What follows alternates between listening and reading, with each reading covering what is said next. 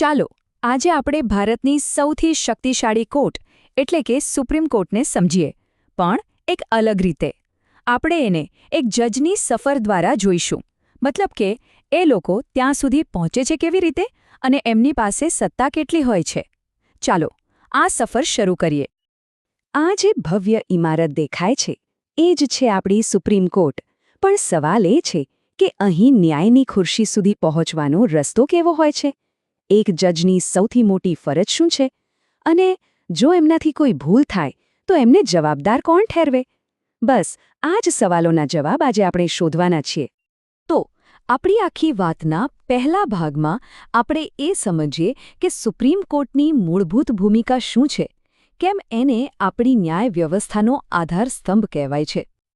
28 જાન્યુઆરી 1950 ભારત પ્રજાસત્તાક બન્યું એના થોડા જ સમય પછી સુપ્રીમ કોર્ટે પોતાનું કામ શરૂ કર્યું. અને બસ ત્યારથી જ એ આપણા ન્યાયતંત્રનું કેન્દ્રબિંદુ બની ગઈ. આનો સીધો મતલબ એ છે કે ન્યાયિક સિસ્ટમમાં એ સૌથી ઉપર છે. એ જે પણ નિર્ણય લે એ અંતિમ ગણાય અને દેશની દરેક નાની મોટી કોર્ટે એનું પાલન કરવું જ પડે. એટલે જ તો એને સર્વોચ્ચ કહેવાય છે, ખરું ને? તો પછી આટલી શક્તિશાળી જગ્યાએ જજ બને છે કેવી રીતે? ચાલો હવે એક જજની સફરના પહેલા સ્ટેજ પર જઈએ અને જોઈએ કે આખી નિમણૂકની પ્રક્રિયા કેવી હોય છે. જુઓ, જજની નિમણૂક માટે એક ચોક્કસ પ્રક્રિયા છે. શરૂઆત ભારતના રાષ્ટ્રપતિ દ્વારા થાય છે. મુખ્ય ન્યાયાધીશનું પદ સામાન્ય રીતે જે સૌથી સિનિયર જજ હોય એમને જ મળે છે. બાકીના જજની નિમણૂક માટે સલાહ સૂચન પણ જરૂરી છે. અને સૌથી અગત્યનું, દરેક જજે પદ સંભાળતા પહેલા ભારતના બંધારણ પ્રત્યે વફાદાર રહેવાના શપથ લેવા પડે છે.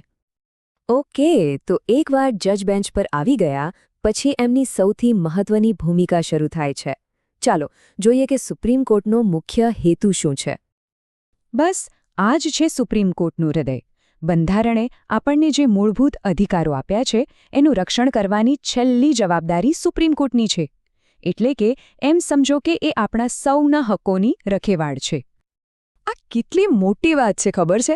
જો કોઈને પણ એવું લાગે કે એમના મૂળભૂત અધિકારો છીનવાઈ રહ્યા છે તો એ સીધા જ દેશની સૌથી મોટી અદાલતના દરવાજા ખખડાવી શકે છે.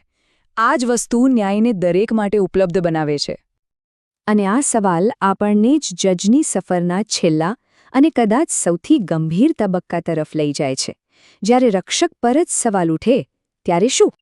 હવે આપણે એક એવી પ્રક્રિયા વિશે જાણીશું જેનો ઉપયોગ કોઈ જજને પદ પરથી હટાવવા માટે થાય છે. એક એવી પ્રક્રિયા જે ભાગ્યે જ વપરાય છે અને અત્યંત મુશ્કેલ છે. અને એની પાછળ એક ખાસ કારણ પણ છે.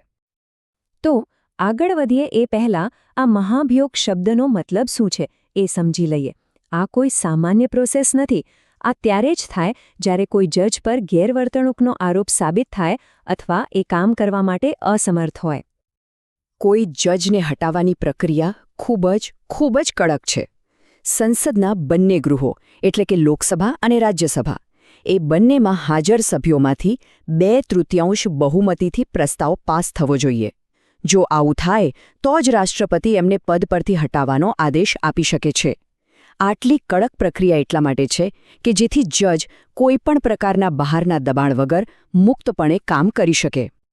જુઓ, અહીં આપણી સિસ્ટમનું બેલેન્સ કેટલું સરસ છે. એક બાજુ નિમણૂકની સત્તા રાષ્ટ્રપતિ પાસે છે, જે એક પ્રકારના વિશ્વાસનું પ્રતીક છે. તો બીજી બાજુ હટાવવાની સત્તા સંસદ પાસે છે, જે જવાબદારીની ખાતરી આપે છે. આ શક્તિનું એકદમ સ્પષ્ટ વિભાજન છે, જે ન્યાયતંત્રને સ્વતંત્ર પણ રાખે છે અને જવાબદાર પણ બનાવે છે. તો અંતે આ આપણને એક મોટા સવાલ પર લાવીને ઊભું રાખે છે. કોઈ જજને હટાવવાની આટલી કઠિન પ્રક્રિયા શું એટલા માટે જરૂરી છે કે તેઓ ડર વગર નિર્ણયો લઈ શકે? કે પછી એનાથી અમને જવાબદારીમાંથી બચવાનો મોકો મળી જાય છે?